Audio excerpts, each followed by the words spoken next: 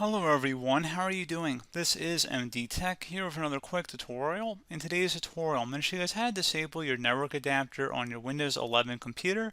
So a couple different ways on how to do it, and we're going to go ahead and jump right into it. So first method would be to right click on the Windows Start button and then select Settings. You go on the left side and select Network and Internet, and then you go down and select Advanced Network Settings. Go ahead and left click on that. And now the network adapter should be listed up here at the top. You can go ahead and just turn that off by selecting Disable. And if you want to enable it down the road, you can just select Enable. So again, pretty straightforward process.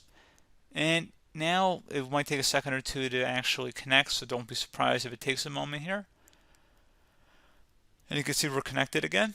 And if you'd rather do it through the control panel, you can. And in order to do that, you just would open up the search icon down in the taskbar and type in control panel.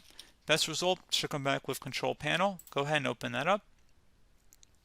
Select your view by to category view and then select network and internet. Select network and sharing center. Select your internet connection type over here where I'm highlighting over it. It's underlined. Go ahead and left click on that and then select the disable option to disable it. Now you can see that we are not currently connected. Now you can go ahead and select change adapter settings in order to turn it on. So you just would right click on it and then select enable. And like the previous method, it might take a moment or two, but it shouldn't take us very long, and that should probably be about it. So pretty straightforward process here, guys. Do hope I was able to help you out, and I do look forward to catching you all in the next tutorial.